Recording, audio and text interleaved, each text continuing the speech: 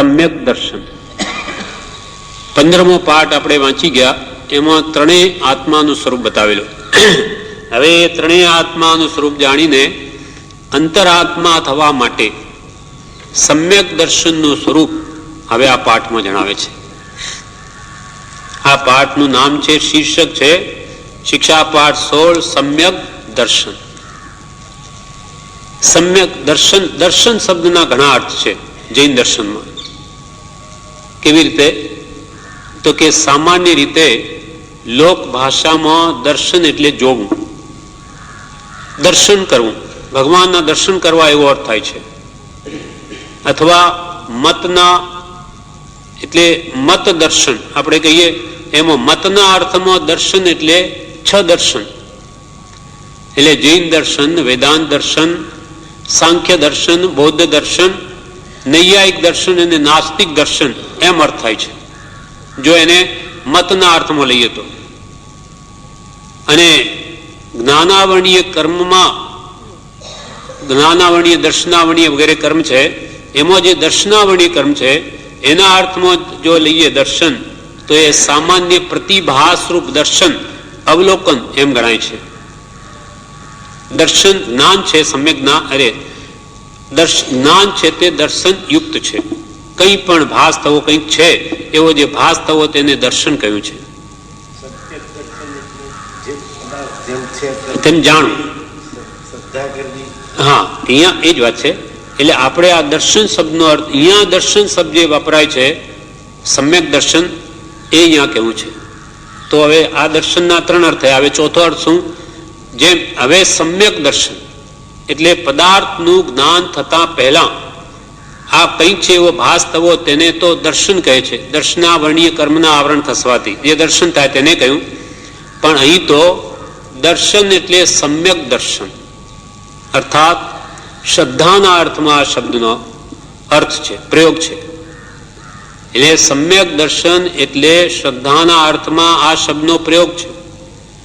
શ્રદ્ધા 3 પ્રકારની છે: મિથ્યા શ્રદ્ધા, સમ્યક શ્રદ્ધા અને શાશ્વત શ્રદ્ધા. મિથ્યા શ્રદ્ધા એ મિથ્યા દર્શન છે, સમ્યક શ્રદ્ધા એ સમ્યક દર્શન છે, અને શાશ્વત શ્રદ્ધા તે ક્ષાયક સમ્યક દર્શન છે. હવે આ પાઠમાં સમ્યક દર્શન વિશે વિસ્તારથી સમજાવવામાં આવે છે. 16મો પાઠ સમ્યક દર્શન. એની પહેલી ગાથા તે તો પરમ કૃપાળુ દેવની સ્તુતિ રૂપે છે. બ્રહ્મચારી દરેક પાઠ લખે એમાં પહેલા તો કૃપાળુ દેવની સ્તુતિ કરે છે, પછી જ આગળ ચાલે છે. એટલે પહેલી ગાથા પરમ કૃપાળુ દેવની સ્તુતિ રૂપે છે. એમાં કે છે, જે ભવ કારણ જ્ઞાનયનાદિથી ભાન ભૂલાવી કુમાર્ગ બતાવે. જે ભવ કારણ જ્ઞાનયનાદિથી ભાન ભૂલાવી કુમાર્ગ બતાવે, તે ક્ષણમાં ભવ નિવૃત્તિ કારણ સમ્યક દર્શન સૂર્ય બનાવે. સમ્યક દર્શનનું પણ કારણ સદગુરુ દેવ કૃપાળુની વાણી. સમ્યક દર્શનનું પણ કારણ સદગુરુ દેવ કૃપાળુની વાણી. સર્વય પૂર્વ સુહેતુ નમો ગુરુ રાજપદે ઉલટ આણી. જે ભવ કારણ જ્ઞાન અનાદિથી ભાન ભૂલાવી કુમાર્ગ બતાવે. જે સંસારનું કારણ એવું મિથ્યા જ્ઞાન જીવને અનાદિકાળથી ભાન ભૂલાવીને કુમાર્ગ એટલે સંસાર વૃદ્ધિનો જ માર્ગ બતાવે છે. અનાદિ મિથ્યાત્વ છે, અગૃહિત મિથ્યાત્વ. હા, એ જેમને અનાદિકાળથી એને મિથ્યા જ્ઞાન કહ્યું, એ અનાદિકાળથી આપણા આત્માને ખોટો માર્ગ બતાવી અને 4 ગતિમાં જ રજળાવે છે. સંસાર વૃદ્ધિનું જ કારણ થાય છે. જે ભવ કારણ, જે સંસારનું કારણ જ્ઞાન, અજ્ઞાન, મિથ્યા જ્ઞાન, જે ભવ કારણ જ્ઞાન અનાદિથી ભાન ભૂલાવી કુમાર્ગ બતાવે, તે ક્ષણમાં ભવ નિવૃત્તિ કારણ સમ્યક દર્શન સૂર્ય બનાવે. એટલે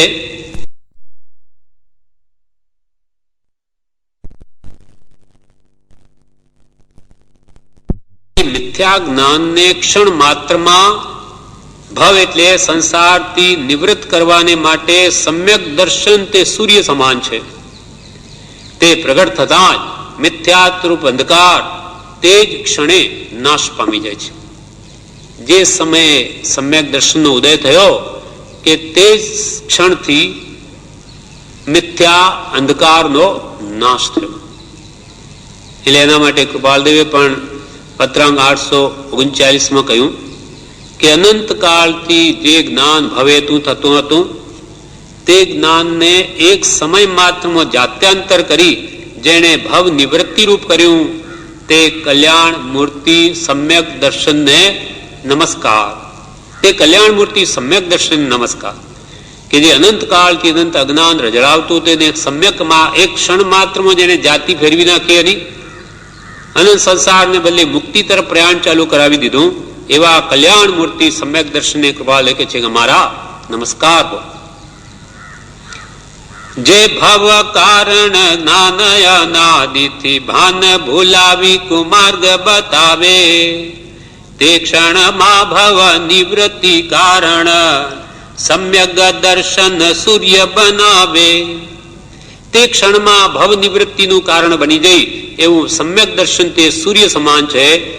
એવા સમ્યક દર્શન નું પણ કારણ સદગુરુ દેવ કૃપાળુની વાણી.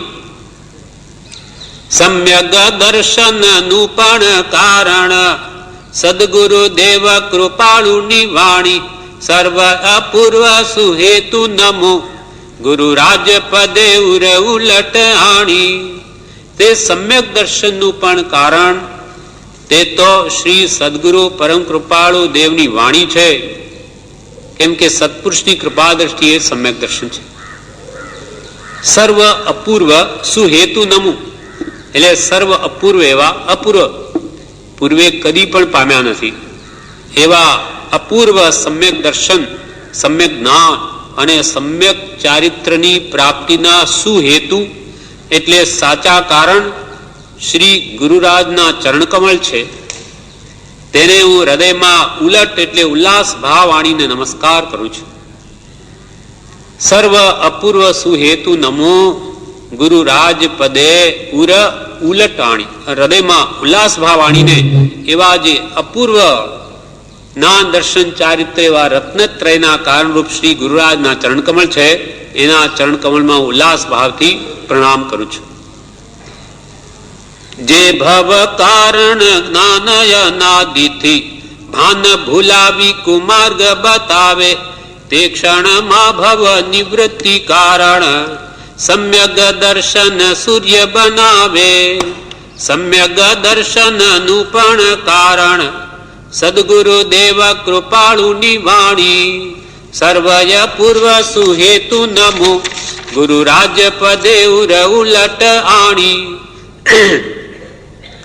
હવે જેણે આપણને સમ્યક માર્ગ બતાવ્યો, સમ્યક દર્શનના કારણ આપ્યા, સંકિત શું છે એ સમજાવ્યું, એવા સમ્યક દર્શન દાયક શ્રી ગુરુનો ઉપકાર તે કોઈ પણ પ્રકારે વળી શકે એમ નથી. આ ભાવ આગળની ગાથામાં કહે છે. સમ્યક દર્શન દાયક નો ઉપકાર વળે નહીં કોઈ પ્રકારે. સમ્યક દર્શન દાયક નો ઉપકાર વળે નહીં કોઈ પ્રકારે. કેમ કે ટાળી પશુ ગતિ ને નરકાદિક મોક્ષ તરુ બીજ વાવી વધારે. કે સમ્યક દર્શન દાયક ગુરુનો ઉપકાર તો કોઈ કાળે વળી શકે એમ નથી. કેમ કે સંકિત દાયક ગુરુ તણો પ્રત્યુપકાર ન થાય. ભવ કોડા કોડી લગે કરતા કરોડ ઉપાય. કરોડો ભાવ સુધી કરોડો ઉપાય કર્યા કરો પણ સમ્યક ને દેવા વાળા એવા ગુરુનો ઉપકાર પ્રત્યુપકાર તો કોઈ કાળમાં નહીં વળે.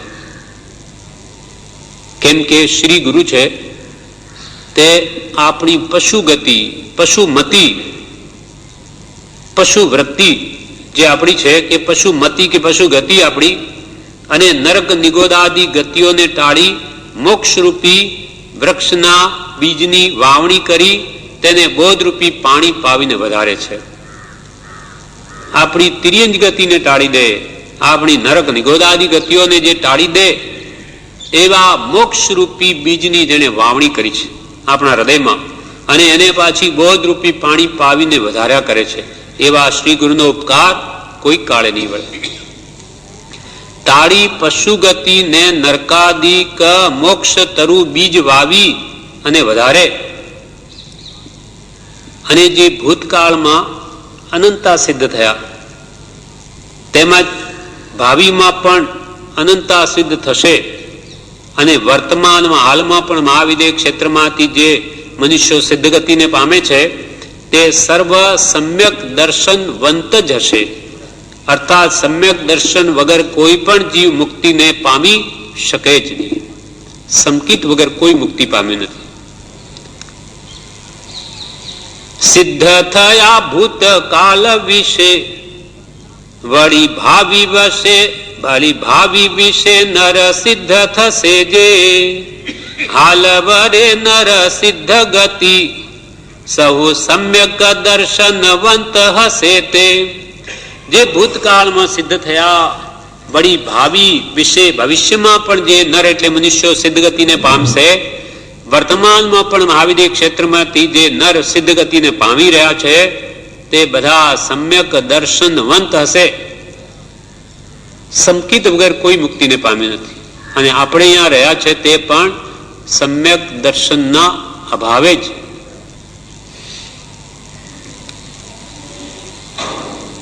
સમકિત નવી લયું રે એ તો રૂલ્યો ચતુર ગતિ માહી. સમકિત નવી લયું રે તો રૂલ્યો ચતુર ગતિ માહી. ત્રસ થાવર કી કરુણા કીની જીવન એક બિરાજો. તીન કાલ સામાયિક કરતા શુદ્ધ ઉપયોગન સાધ્યો. સમકિત નવી લયો રે એ તો રૂલ્યો ચતુર ગતિ માહી. આજે આપણે સમ્યક દર્શન નથી પામ્યા એનું પ્રમાણ શું? તો કે આપણે હજુ અહીંયા બેઠા છે.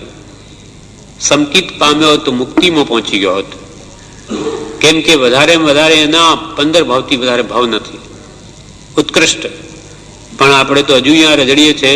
એવા સમ્યક દર્શન પામી એવી યોગ્યતા પણ દેખાતી નથી. તેથી સિદ્ધ થાય છે કે આને ચારે ગતિમાં હજુ સુધી આ રજડ્યો છે, હજુ સંકિત પામ્યો નથી. સંકિત નવી લયું રે રૂલ્યો ચતુર્ગતિ માહી. અનેક વાર આપણા આત્માએ ત્રસ્તાવર જીવોની કરુણા પણ કરી, પણ એને હજુ સ્વદયા નહીં આવી. સાચા સદગુરુનો યોગ ન મળ્યો એટલે અંતર્મુખ વૃત્તિ થઈ અને કામ ક્રોધાદી કે મિથ્યાત્વાદી ભાવોને કાઢવા માટે એને પ્રયત્ન પણ કર્યો નથી. માટે એવી જે સદબુદ્ધિ આપનાર પરમ કૃપાળુ દેવ સદગુરુનો આપણા માટે પરમોપકાર છે, પરમ ઉપકાર છે. કેમ કે જે ટાળી પશુ ગતિને નરકાદિક મોક્ષ તરુ બીજ વાવી અને વધારે છે બોધ આપીને. એમના તરફથી જે પ્રયત્નો થાય જ્ઞાનીઓ તો બધા કર્યા છે. હવે ખામી આપણી છે. હવે જેટલું એને પાણી પાવીએ એ જે બીજ વાવ્યું છે તેને કહે છે કે ખોતરસોની કૃપાલે કહે છે આગળ એને પોષણ આપો બોધ વડે, સ્મરણની આત્મસ્મૃતિ વડે, તો એ મોક્ષરૂપી વૃક્ષ મોટું થાય. હવે આગળની ત્રીજી ગાથામાં વ્યવહાર સંકિત કોને કહેવું એ સમજાવે છે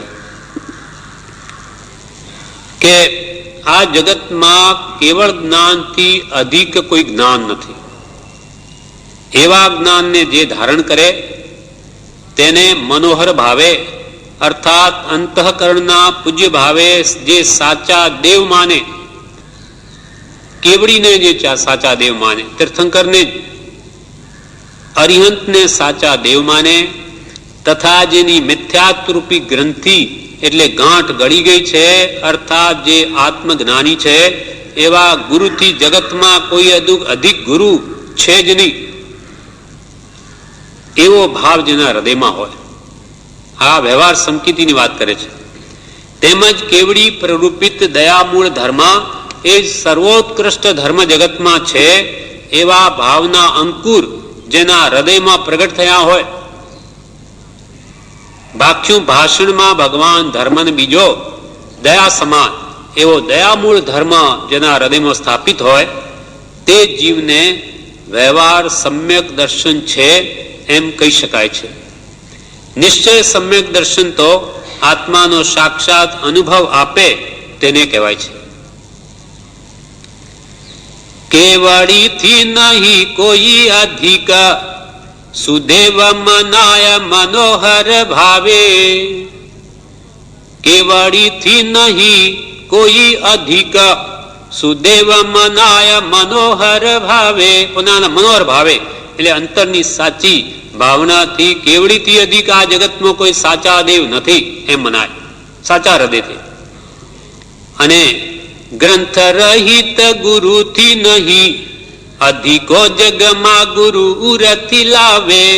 ગ્રંથ રહિત મિથ્યાત્રૂપી ગ્રંથિ જેની ઘડી ગઈ એનાથી અધિક કોઈ મોટો ગુરુ આ જગતમાં છે જ નહીં એમ હૃદયમાં લાવે. સાચા દેવગુરુની ધર્મની શ્રદ્ધા એને શાસ્ત્રમાં સંકિત કહ્યું છે. અને કેવળી ભાષિત ધર્મ દયા મૂળ અંકુર ઉર વિશે પ્રગટે જે. કેવળી ભાષિત દયામૂળ ધર્મ, કેવળી પ્રરૂપિત એ દયામૂળ ધર્મના અંકુર હૃદયમાં પ્રગટે તે વ્યવહારતી સમ્યક દર્શન નિશ્ચય આત્મ અનુભવ દેતે. તેને જ્ઞાની પુરુષોએ વ્યવહારથી સમ્યક દર્શન કહ્યું છે. નિશ્ચય સમ્યક દર્શન તો આત્મ અનુભવમય છે. સાચા દેવ ગુરુ ધર્મની શ્રદ્ધા પ્રભુ શ્રી કીધું આટલું તો દ્રઢ કરી જ લે. આપણા માટે એક ગુરુની સાચી શ્રદ્ધા થઈ ગઈ તો સાચા દેવ અને સાચા ધર્મની પણ શ્રદ્ધા થશે. એટલે પ્રભુ શ્રી કહે છે તું કૃપાળ દેવને સમજી લે, જાણી લે, શ્રદ્ધી લે, માની લે કે આ પુરુષ સાચો છે એવું દ્રઢ કરી લે. એના વચનો વડે, એના જીવન વડે જોઈને તું દ્રઢ હૃદયમાં કરી દે કે આ પુરુષ સાચો છે.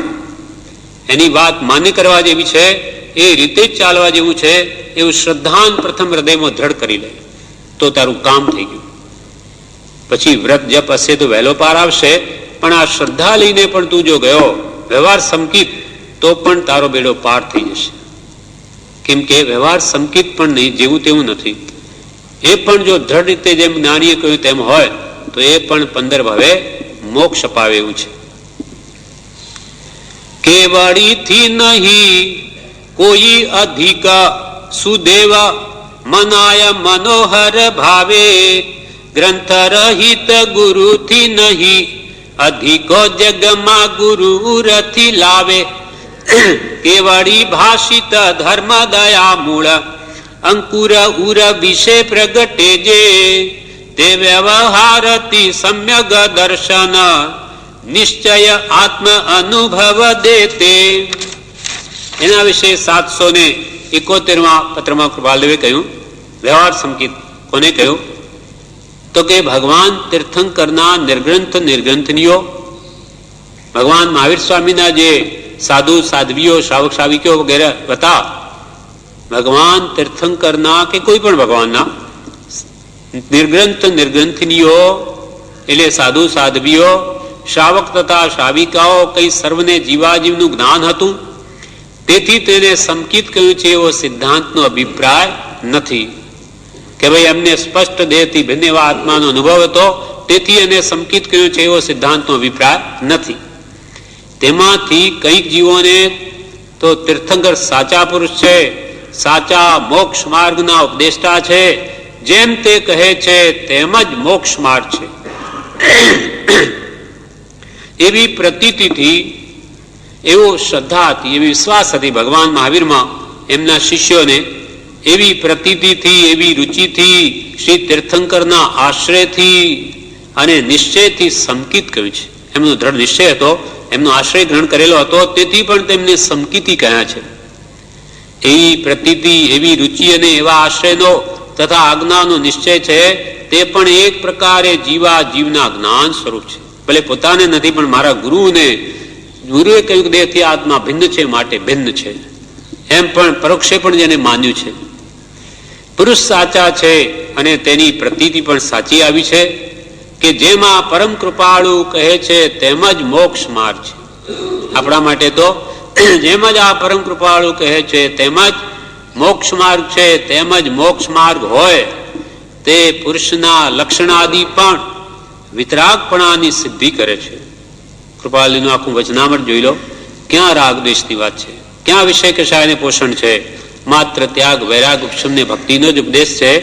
તો તેને તે પુરુષના લક્ષણાદિ પણ વિતરાગપણાની સિદ્ધિ કરે છે.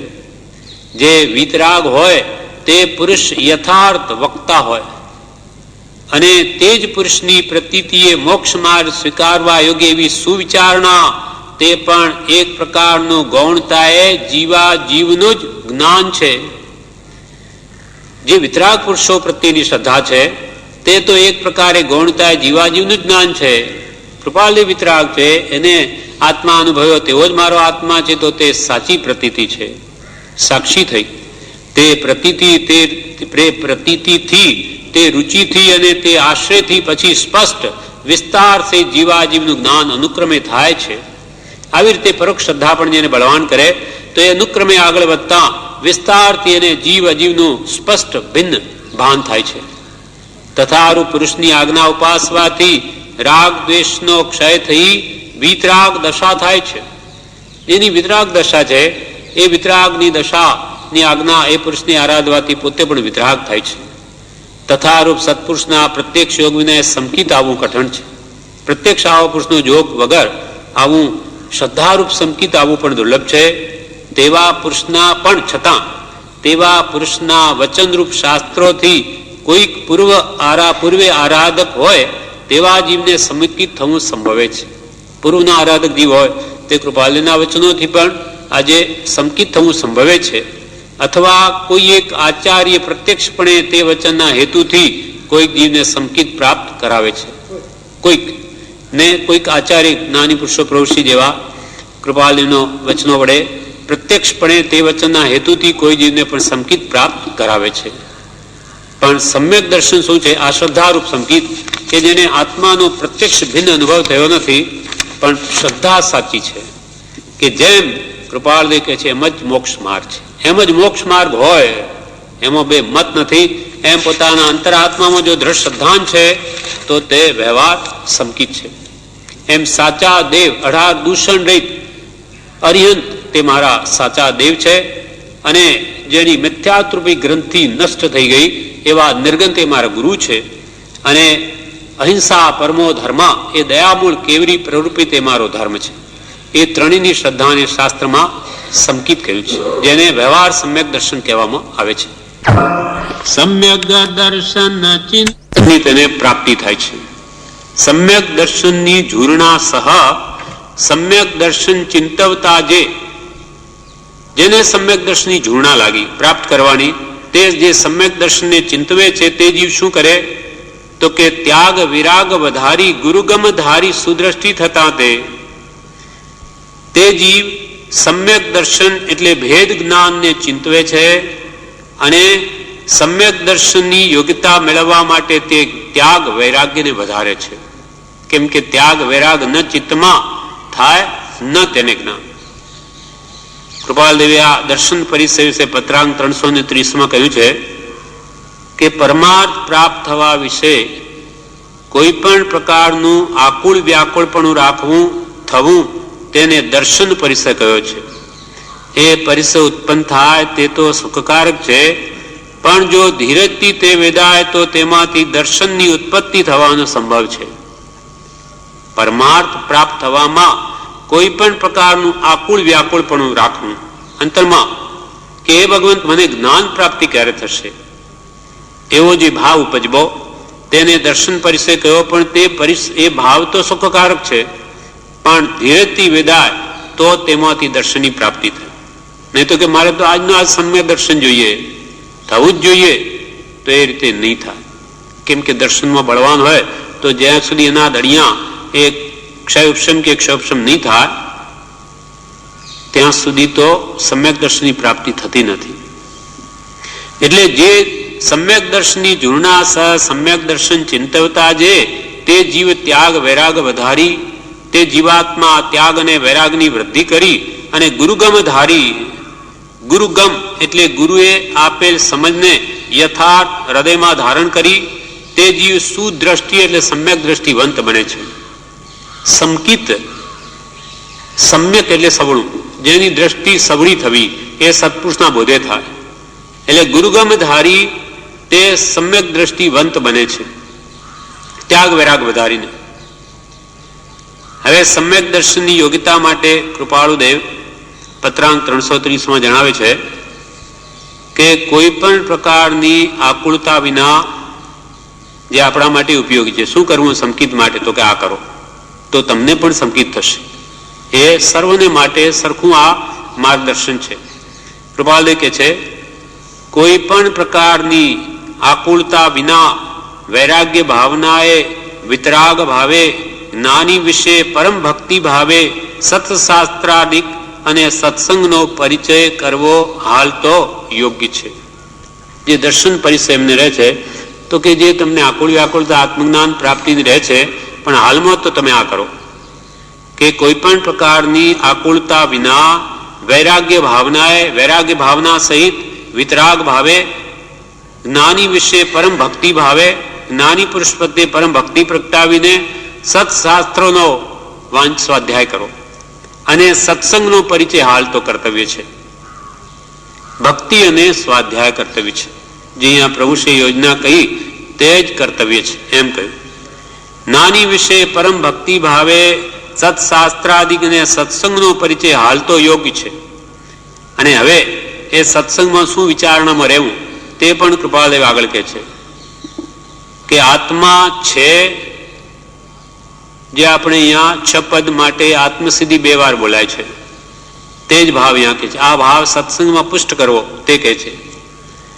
આત્મા છે એમ જે પ્રમાણથી જણાય, આત્મા નિત્ય છે એમ જે પ્રમાણથી જણાય, આત્મા કર્તા છે એમ જે પ્રમાણથી જણાય, આત્મા ભોગતા છે એમ જે પ્રમાણથી જણાય, મોક્ષ છે એમ જે પ્રમાણથી જણાય અને તેનો ઉપાય છે એમ જે પ્રમાણથી જણાય તે વારંવાર વિચારવા યોગ્ય છે.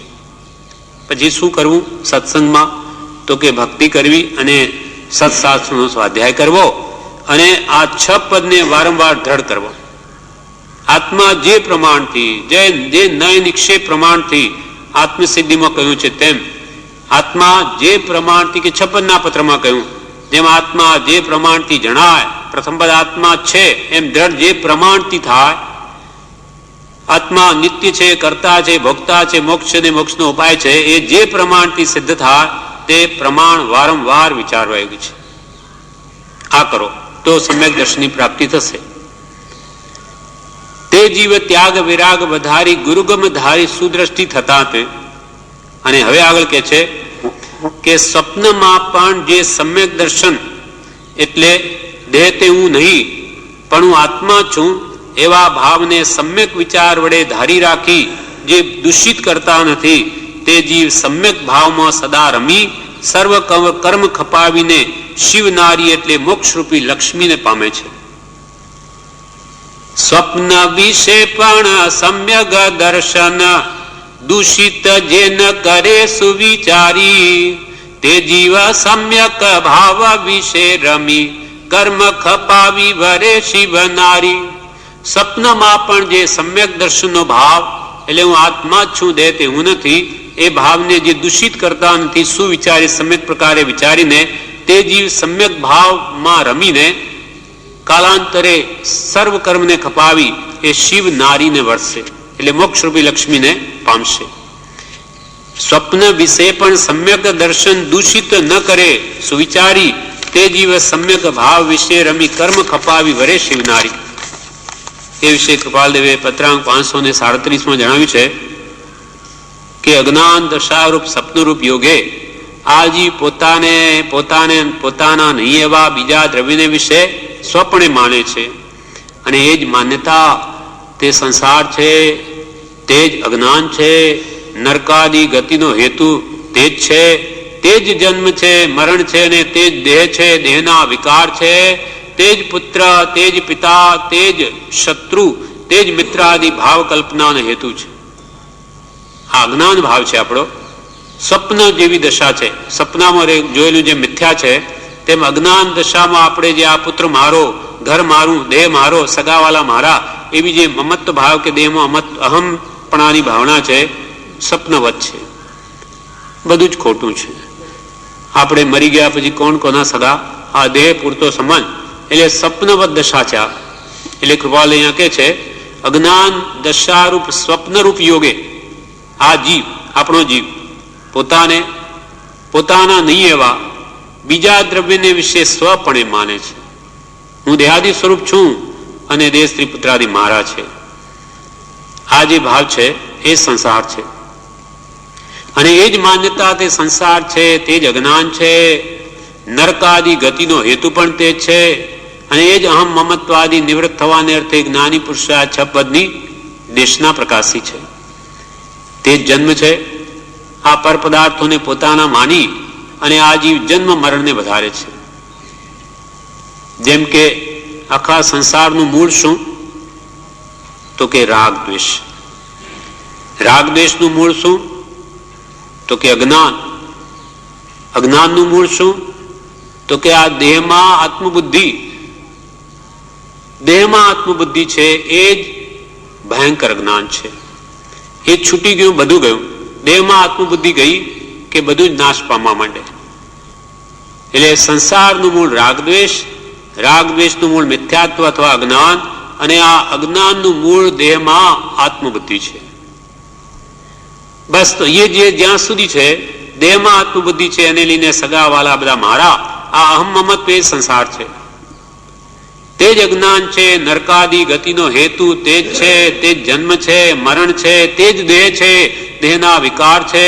તે જ પુત્ર, તે જ પિતા, તે જ શત્રુ, તે જ મિત્રાદિ ભાવ કલ્પનાનો હેતુ છે. અને તેની નિવૃત્તિ થઈ ત્યાં સહજ મોક્ષ છે.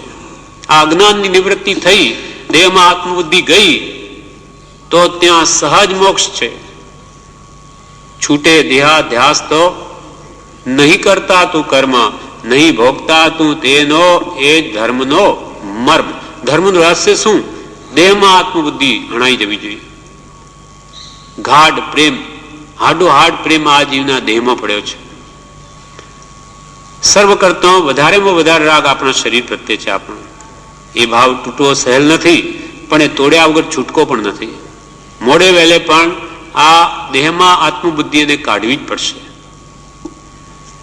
અને તેની નિવૃત્તિ થઈ, અજ્ઞાનની નિવૃત્તિ થઈ ત્યાં સહજ મોક્ષ છે. અને એ જ નિવૃત્તિને અર્થે, એટલે અજ્ઞાનને ટાળવાને માટે જ એ જ નિવૃત્તિને અર્થે સત્સંગ, સત્પુરુષ આદિ સાધન કયા છે. સત્પુરુષને સેવવા કે સત્સંગ કે ભક્તિ શા માટે કરવી? કે આ દેહમાં આત્મબુદ્ધિ કાઢવી છે માટે, અજ્ઞાન કાઢવું છે એના માટે.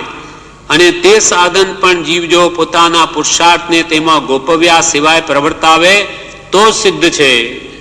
પોતાનો પુરુષાર્થ શું કરવાનું છે? દેહમાં આત્મબુદ્ધિ કાઢવી છે, મિથ્યાત્વને હણવું છે. સર્વ પાપોનું મૂળ મિથ્યાત્વ છે. મિથ્યા એટલે જૂઠાપણું. પોતે દેહ નથી છતાં માની બેઠો કે તે જ હું. આ મોટામાં મોટી ભૂલ છે. કૃપાલ કે તારી ભૂલ એટલી જ કે પરને પોતાનું માનવું અને પોતે પોતાને ભૂલી જવું, આ મોટામાં મોટી તારી ભૂલ છે. સર્વ ભૂલની મૂળભૂત ભૂલ. અને તેની નિવૃત્તિ થઈ ત્યાં સહજ મોક્ષ છે. અને એ જ નિવૃત્તિને અર્થે સત્સંગ, સત્પુરુષાદિ સાધન કયા છે. અને તે સાધન પણ જીવ જો પોતાના પુરુષાર્થને તેમાં ગોપવ્યા સિવાય પ્રવર્તાવે તો જ સિદ્ધ છે. વધારે શું કહીએ? આટલો જ સંક્ષેપ જીવમાં પરિણામ પામે તો તે સર્વ વ્રત, યમ, નિયમ, જપ, યાત્રા, ભક્તિ, શાસ્ત્ર, જ્ઞાન આદિ કરી છૂટ્યો એમાં કોઈ સંશય નથી. એ જ વિનંતી. કૃપાલ કે મારું આ જ વિનંતી છે કે તમે જો અજ્ઞાનને દૂર કરી લીધું, મિથ્યાત્વ સર્વ કર્મનું મૂળ 158 પ્રકૃતિઓનું મૂળ મિથ્યાત્વ છે. એમાંથી આ ઝાડ આખું કર્મરૂપી વૃક્ષ ઉભું થયું. એ જો તમે ઉખેડીને ફેંકી દો તો બધું જ તમારા કર્મો બધા નાશ પામી જાય. તો તમે બધું કરી છૂટ્યા, વ્રત, નિયમ, જપ, યાત્રા, ભક્તિ, શાસ્ત્ર, ધ્યાન બધું થઈ ગયું. એટલે પ્રભુશ્રીએ શ્રદ્ધા ઉપર ભાર મૂક્યો છે કે તું શ્રદ્ધા કર. મિથ્યાત્વને અણવાનો ઉપાય આત્માની શ્રદ્ધા છે. એ જો થઈ ગયું તો બધું થઈ ગયું. અને આત્માની શ્રદ્ધા નહીં થઈ ગઈ, દેહથી ભિન્ન, તો ગમે એટલું જ્ઞાન હોય ને, ભલે 9 પુરુષ સુધી ભણ્યો હોય તો એ મિથ્યા કહ્યું છે. જો હોય પૂર્વ ભણેલ નવ પણ જીવને જાણ્યો નહીં, તો સર્વતે અજ્ઞાન ભાખ્યું, સાક્ષી છે આગમહી. આત્માની શ્રદ્ધા વિનાના ગમે તેટલા પુરુષાર્થ, જપ, તપ કે ક્રિયા બધા જ મીંડા છે, એકડા વગરના મીંડા. શ્રદ્ધારૂપી એકડો પહેલા જોઈએ, તો પછી એક મીંડું પણ 10 ની સંખ્યા કરશે. એકડો પણ મીંડું નહીં હશે તો એકડો છે, એની પણ કિંમત છે. પણ એકડા વગરના લાખ મીંડા હોય તો પણ કોઈ કિંમત નથી. માટે પ્રભુશ્રીએ શ્રદ્ધા પર ભાર મૂક્યો, અથવા શાસ્ત્રોમાં સમ્યક દર્શન પર ભાર મૂક્યો છે. વ્યવહાર સમ્યક દર્શન ને નિશ્ચય સમ્યક દર્શન, એ વગરની બધી ક્રિયાઓ અનંત કાળમાં અનંત ચારિત્ર આપણે લીધા, બધા ભોગ ગયા. માટે પહેલા સંકિત પ્રાપ્ત કરો, સાચા દેવગુરુની ધર્મની શ્રદ્ધા કરો અને એની આજ્ઞાએ વર્તવો, એ જ ધર્મ છે. હવે આગળ કે છે કે જે મુમુક્ષુ જીવ સમ્યક દર્શનને શુદ્ધ રીતે ધારણ કરે છે, તે મોક્ષ પ્રાપ્તિના વર એટલે શ્રેષ્ઠ કારણને પામે છે. શ્રેષ્ઠ કારણ મોક્ષનું શું? સંકિત. સમ્યક દર્શન શુદ્ધ ધરે નર, તે વર કારણ મોક્ષ તણુ લે. જે જીવ સમ્યક દર્શનને શુદ્ધ રીતે ધારણ કરે છે, તે જીવ વર એટલે શ્રેષ્ઠ એવા મોક્ષના કારણને પામે છે. કારણમાંથી જ કાર્ય ઉપજે. અને તે સમ્યક દ્રષ્ટિ જીવ જીવન મુક્ત ગણાય છે. સમ્યક દ્રષ્ટિને પણ જીન કયો. ભલે ચોથે ગુણસ્થાન કરેલો હોય તેને પણ સમ્યક દ્રષ્ટિ જીન, પંચમ ગુણસ્થાન કરેલો તે પણ જીન, અને છઠ્ઠે, સાતમે અને કેવડી ભગવાન તીર્થંકરો છે તે જીનેશ્વર છે. બાકી જીન સંજ્ઞા તે તો ચોથેથી ચાલુ થઈ જાય છે. સમ્યક દ્રષ્ટિ એ જેવા તેવી વાત નથી, અદ્ભુત વાત છે. એ તો એને પણ જીવન મુક્ત કયો. તે જ મહાગુણ છે, ગુણવંત છે, અને તે જ સુજાણ એટલે જીવાદી તત્વોને સમ્યક રીતે જાણનારો છે. તેથી ગણાય જ જીવન મુક્ત, મહાગુણવંત સુજાણ ગણું તે. જે સંકિત પામ્યો, આત્મદર્શન પામ્યો, આત્માનો અનુભવ જેને થયો, તે જીવ જીવન મુક્ત છે, મહાગુણવંત છે, અને તે જ ખરેખરો સુજાણ છે. તત્વને તેણે જ જાણ્યું. અને તે જ વીર ધન્ય છે, તે જ કૃતાર છે, તે જ માનવપણાને સમજ્યો છે, તે જ ખરો પંડિત, તે જ આર્ય મુમુક્ષુ કે સુદ્રષ્ટિ વાળો જીવ છે કે જે જડ ચેતન ભાવને વિચારી પોતાના જીવનને આત્માની પુષ્ટિ અર્થે જ ગાળે છે. માત્ર આત્મા અર્થે જ જે જીવન ગાળે તે જ વીર છે, તે જ ધન્ય છે. તે વીર ધન્ય કૃતાર્થ મનુષ્ય, સુપંડિત આર્ય મુમુક્ષુ સુદ્રષ્ટિ, જે જડ ચેતન ભાવ વિચારી ગણે નિજ જીવન આત્મ પુષ્ટિ. તે વીર ધન્ય કૃતાર્થ મનુષ્ય, તે જ ખરેખરો માનવ છે, માનવપણાને જે સમજ્યો છે, તે જ સુપંડિત છે, તે જ આર્ય છે, તે જ મુમુક્ષુ છે, તે જ સુદ્રષ્ટિ, જે જડ ચેતન ભાવને વિચારી ગણે નિજ જીવન આત્મ પુષ્ટિ, પોતાના જીવનને માત્ર આત્માર્થે જ પુષ્ટ કરવા મથે છે, તે જ ખરો પુરુષ વીર છે ને ધન્ય છે. કેમ કે કૃપાલ દેવે આભ્યંતર પરિણામ અવલોકન હાથ નોંધ 2 માં કહ્યું કે હે સર્વોત્કૃષ્ટ સુખના હેતુભૂત સમ્યક દર્શન, તને અત્યંત ભક્તિથી નમસ્કાર હો.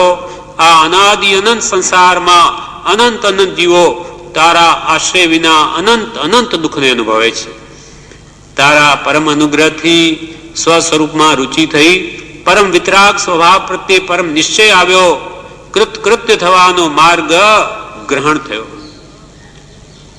હે સર્વોત્કૃષ્ટ સુખના હેતુભૂત સમ્યક દર્શન, તને અત્યંત ભક્તિથી નમસ્કાર હો.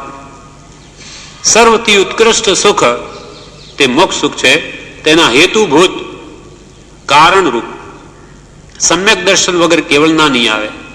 એટલે સંકિત કેવલનાને કહે છે કે તારા વગર તો મારા વગર તો તું નહીં આવી શકે, પણ તારા વગર હું આવી શકું. એટલે સંકિત પોતાની મહત્તા બતાવે કે મારા આવ્યા વગર તો કેવલના નહીં આવી શકે.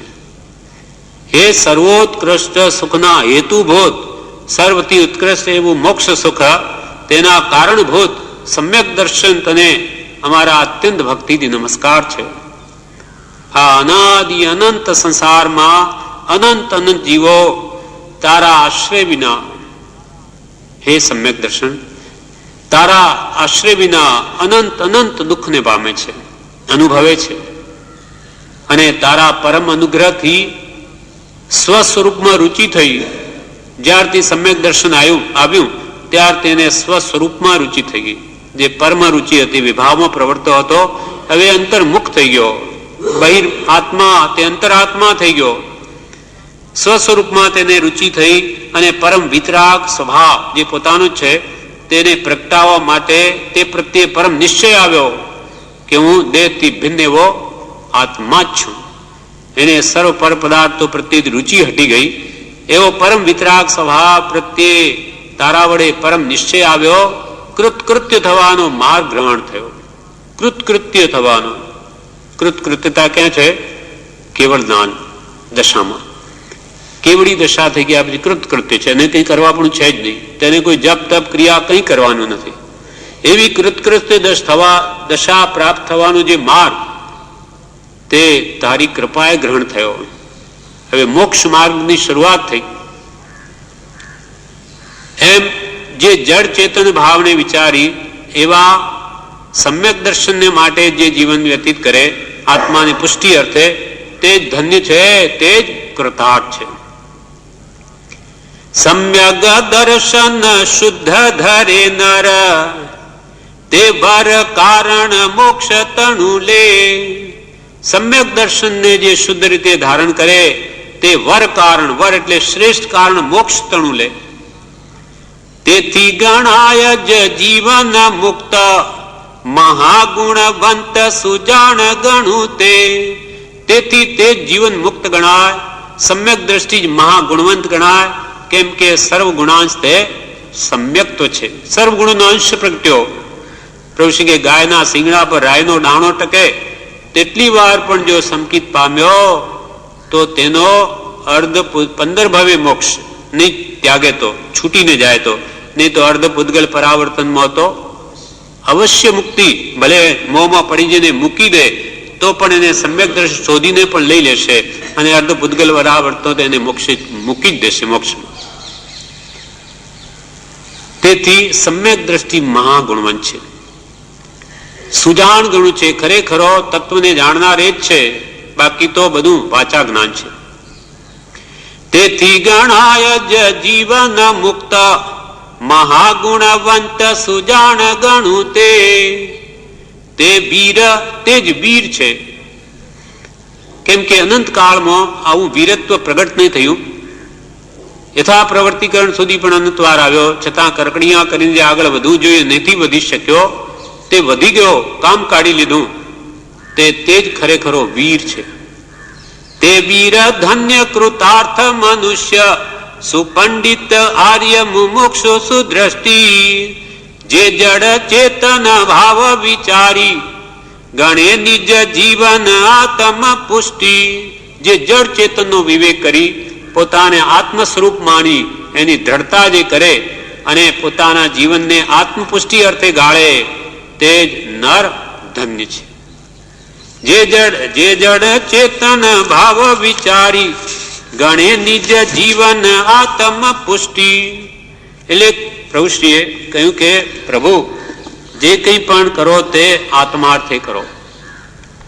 આટલું મેળવણ જરૂર નાખજો. આત્માની પુષ્ટિ થાય એના માટે જ હવે જીવન જીવજો. કે અનંત કાળના અનંત ભાવ તો દેહને અર્થે ગયા, પણ હવે મારું જીવન આત્માર્થે જ જાઓ, બીજા અન્ય કોઈ પ્રયોજન અર્થે નહીં. એવો નિશ્ચય મુમુક્ષુ જીવને ખાસ જોઈએ. જેને સંસારના દુઃખોથી છૂટવું છે એને જે કંઈ ફાકો મુઠ્ઠી હાથમાં રહ્યું હોય 5-15 વર્ષ બસ હવે તો આત્માર્થે જ ગાળું. ભૂલ થઈ તે થઈ, જાગ્યા ત્યાંથી સવાર, હવે ભૂલ નહીં થવા દો, કેમ કે આવો અમૂલ્ય અવસર વાર આવતો નથી. વિશેષ આપણે આગળ આવતીકાલે વાંચીશું.